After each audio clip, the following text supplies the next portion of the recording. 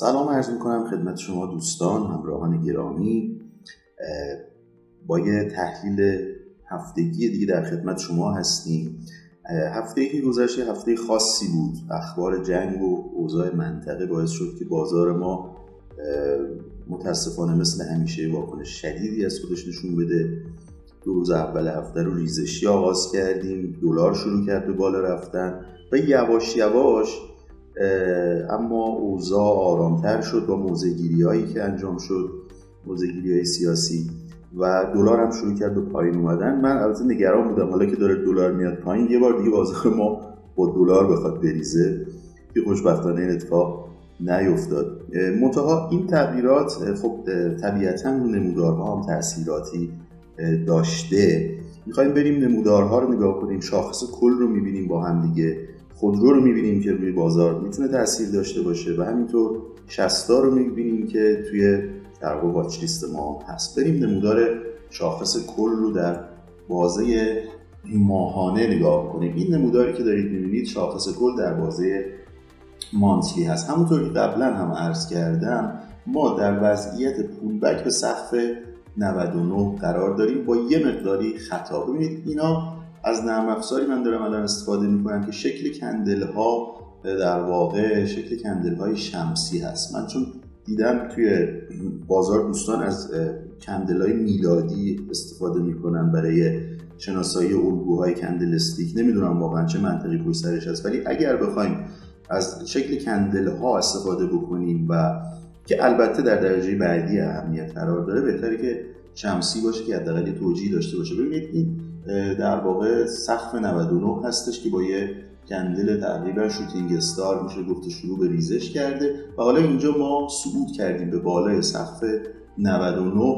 یه دونه دوجی ما اینجا داریم، دوجی رو که زده بعد بازار شروع کرده به ریختن و تقریبا روی سقف 99 متوقف شده. 1,930,000 واحد هست کف این منطقه و بنابراین ما میتونیم بگیم همچنان شکل نموداری در واقع شاخص در بازه ماهانه و در وضعیت پولبک هست و این اتفاقی که این هفته افتاده میتونه صرفاً یک در واقع اصلاح باشه برای این کندل سبز پرقدرتی که میبینید. بنابراین در بازه ماهانه ما فعلا مشکلی رو نداریم، نمودار به هم نریخته.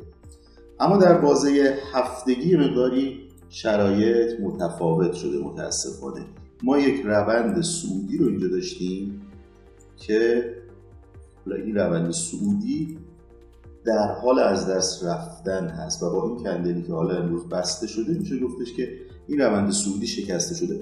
اما از اونجایی که اتفاقات خاص باعث در واقع این حالت نموداری ما شدن، من شخصا امیدواری دارم برای اینکه حتی یه سر و شونه رو ما اینجا بتونیم تشخیص بدیم در آینده. بکنید این میتونه باشه شونه چپ، این سر الگو و این هم شونه راست الگو و ما مجددا برگردیم توی روند یا شیب روند ما عوض بشه. بهتر بود این روند شکسته نشه، پتانسیل صعودی نمودار بهتر میتونه حفظ بشه، ولی باز هم چون در بازه مانتلی ما مشکل خاصی رو نداریم به لحاظ نموداری، میتونیم اینجا هم بگیم که با این که روند شکسته شده ولی همچنان امیدواری باقی هست برای اینکه این بتونه یه فالس بریک اوت بشه و یا شیب روند عوض بشه.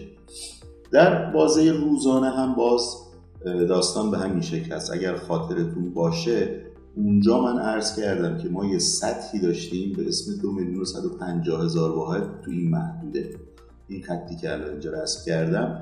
وقتی که رسیدیم به اینجا RSI هم رسیده بود به 70 و خب امیدوار بودیم که این سطح بشکنه، RSI بره بالای 70 و ما یه صعود خوب رو مثل این تیکه نمودار که دارم نشون میدم داشته باشیم، مثل این بخش.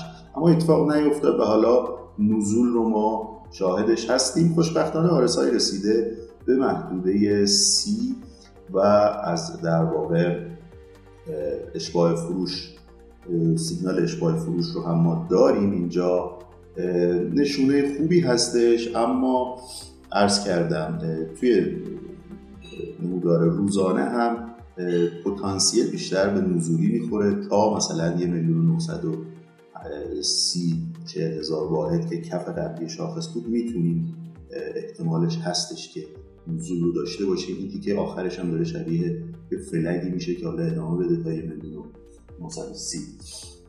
پس شرایط کلی شاخص در بازه مانتلی مثبت هست، پتانسیل صعودی داریم، اما در ویکلی و روزانه متاسفانه پتانسیل صعودی ما اون پتانسیل قبلی که داشتیم از دست رفته. بریم نمودار خودرو و شصتا رو با هم ببینیم. خودرو به لحاظ اینکه تاثیر داره روی بازار، ببینید این سطح 275 بود که عرض کردم دفعه قبل که سطح مهمی هست. با اتفاقات این هفته این سطح شکسته شد و حالا اگر بریم توی تایم فریم های کوچکتر مثلا نیم ساعته ما می‌بینیم که امروز یه پولبک رو ما داشتیم به این سطح تقریبا 275 تومانی که اینجا هست. یه دونه شادو زده و برگشته قیمت. انتظار هم همین بود. انتظار من این بود که در اولین تلاش خب طبیعتاً ما احتمالاً باید یک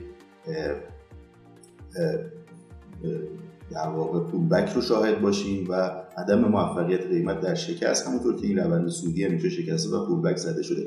اما عرض کردم از اونجایی که اتفاقات هفته که گذشت اتفاقات خاصی بوده و بازار کم کم داره آرامش خودش رو پیدا میکنه، من شخصا میتونم امیدوار باشم که مجدد ما بتونیم برگردیم بالای سطح 275 تومن. اگر این اتفاق بیفته میتونه برای کلیت بازار هم خوب باشه. برای این نمودار خودرو رو ما توی کانال رصد میکنیم و به اطلاع شما عزیزان خواهیم رسوند. بریم نمودار شصتا رو هم ببینیم به لحاظ اینکه توی واچ لیست تکنیکال و بنیادی ما قرار داره. توی واچ لیست تکنیکال من عرض کردم 125 تومن میتونه نقطه خوب خرید باشه با استاپ لاسی که مثلا 122 تومن هست و لول بعدی ما 114 115 تومن هست. خوشبختانه قیمت از این محدوده تقریبا برگشت. بریم تو تایم فریم کوچیک اگر نگاه کنید کفش بود 124.5 و خب 5% هم اومد بالا. استاپ لاس ما پلوش همین 5% با احتساب کارمزد.